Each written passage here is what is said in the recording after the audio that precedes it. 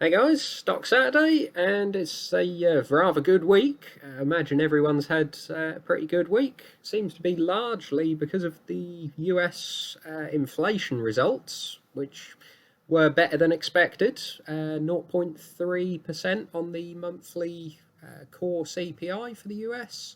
And yeah, that was an expected 0.5%. I wouldn't sort of get too excited just yet. They had last previous 2 months were 0.6%, and then the month before that was 0.3%, same as yesterday or Thursday. So yeah, it can go back up, but I think people are sort of expecting that is potentially the pivot sort of from the Fed to sort of slow down interest rate rises, not to be cutting, but yeah, potentially slow down, maybe a 0.5% in the December meeting rather than 0.75%, maybe even 0.25%. So yeah, everything seemed to sort of rocket up on Thursday. Most of the sort of stocks in here are doing pretty well, but I did make a change. So the whole portfolio's up about 4,000, but I did sell out of Lennar entirely. So again, sort of basically on that CPI news, Lennar seemed to take a hell of a move up, 12.5% on just that day. So again, I guess expecting lower interest rate rises, but I didn't really see that the sort of fundamentals were backing this up.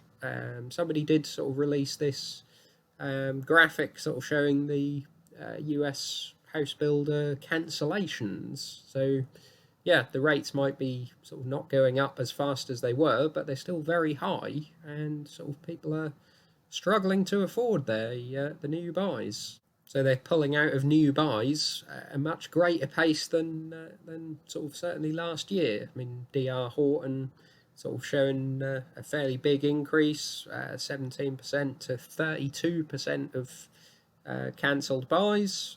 Lennar didn't report theirs, but you can't imagine it's sort of gone any better.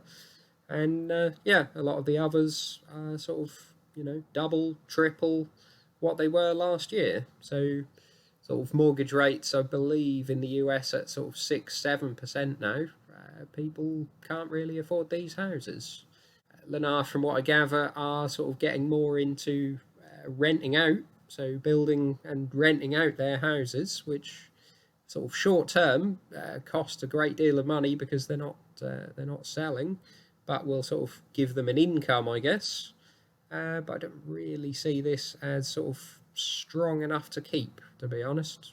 Sort of earnings projections have been coming down a fair bit, so this is sort of the current year has been coming down a little, but next year, sort of when the impact of all this will be really hit, is yeah, that was sort of $15 expected for next year a few months ago, and has been sort of coming down and down.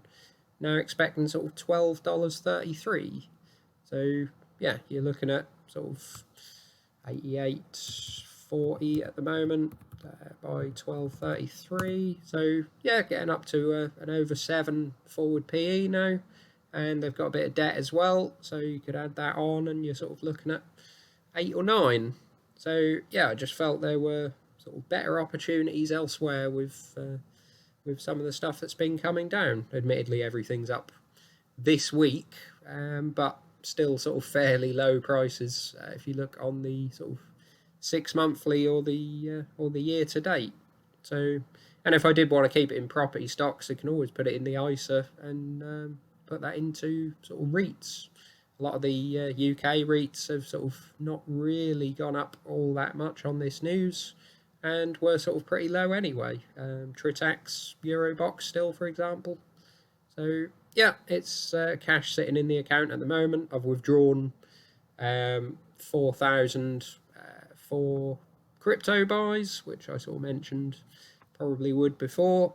But yeah, this cash sort of just puts me back where I was, really. So just under 10,000 with a couple of dividends. I did get a Barrett Developments dividend of about £300. So yeah, that was pretty good. sort of topped me back up to where I was. So still deciding what to do with this. We'll see where we go next week. So the semiconductor space has seen a pretty good move up this week, all week as well, not just on the Thursday. So yeah, TSMC up about 18% for the week.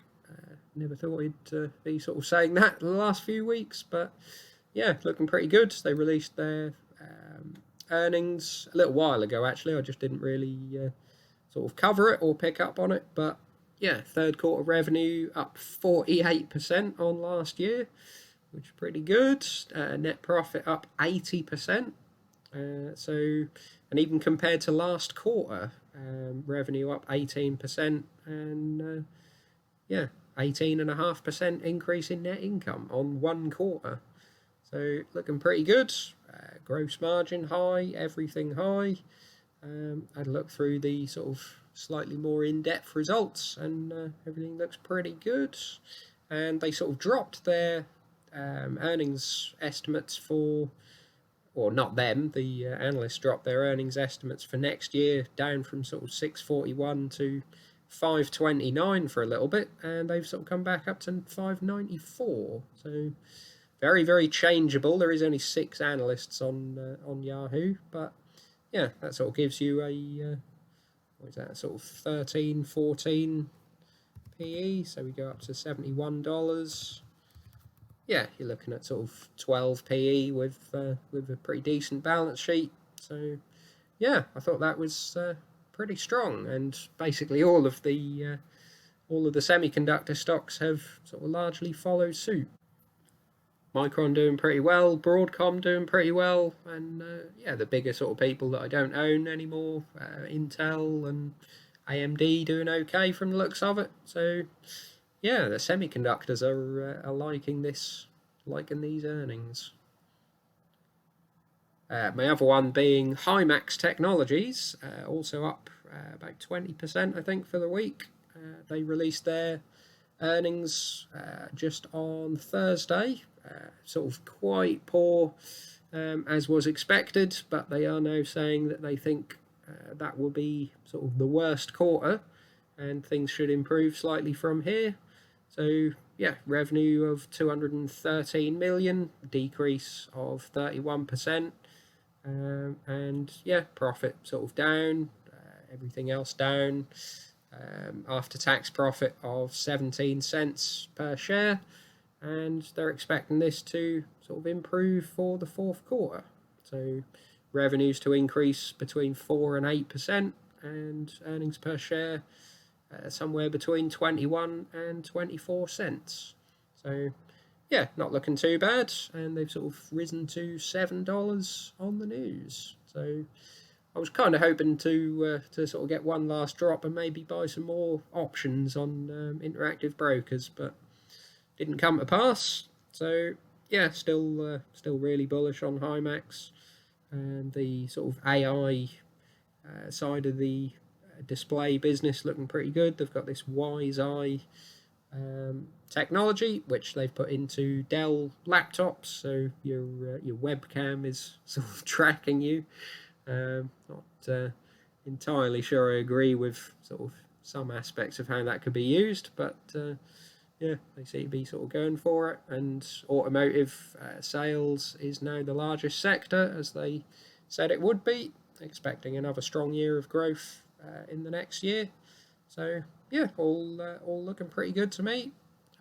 The sort of balance sheet did take a little bit of a hit looking through this, but sort of nothing too bad. And yeah, they've sort of said, as I say, inventories, they've been working through inventories as sort of demand has been a bit lower, and they expect that to be largely over. So sort of growth from here.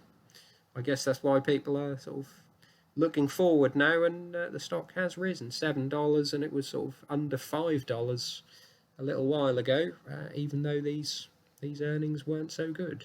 So yeah, people do sort of look forward a fair bit. And we had Stellantis release their not earnings, but they do a sort of shipments and revenue upgrade for the quarter, because they only do half yearly earnings. But yeah, revenue up to 42 billion euros for one quarter, pretty good, up 29% on shipment increases of 13%. So basically they're jacking up the prices, which is interesting. And battery electric vehicle sales, importantly, up 41% year on year on Q3 last year. So doing pretty well. And they do give you the individual figures here. So 68,000 fully electric vehicles for the quarter, and sort of 112,000 if you include hybrids and that sort of thing, which I generally wouldn't. So the 68,000 number is pretty good if they're sort of moving forward and sort of increasing at a reasonable pace from 68,000 a quarter. That should give a hell of a sort of price to earnings bump, I think, in the future. The sort of general EV manufacturers do sort of really well on price to earnings in the good times. You're sort of getting your Neos and obviously your Teslas at 50-40 price to earnings ratio, and Stellantis are more sort of 4. So as this battery electric side grows, I would hope to see price to earnings multiple increase, which is pretty good. Obviously it is I guess cannibalizing some of their own sales, which is to be expected. If we can get sort of 500,000 a year drop in petrol and diesel, and 500,000 increase in battery electric over time, then would expect that's pretty good. And as I say, hopefully they won't be sort of still at a 4 price to earnings ratio. And you can come down to these sort of country breakdowns as well, and just sort of see where the sort of price gouging is. So North America, shipments up 12%, but revenues up 36%. So they're taking a bit of a hit. Price positive FX translation effects, admittedly. So part of this is the weaker euro and sort of stronger dollar. Obviously, they're converting their revenue back into euros, being a sort of euro headquartered company now. So Europe itself, shipments up 14% and revenues only up 16%. So that's where they see the least move. Middle East and Africa, revenue up 27% on 6% increased shipments. And then South America is where it sort of really hits. Shipments up 15% and revenue up 56%. So again, positive sort of FX effects, and basically they call it favourable net pricing, which is a nice way of saying they're jacking up the price. But yeah, overall pretty good. Maserati as well, the sort of potential spin-off that they're talking about in the future. Shipments up 14% and revenue up 23%.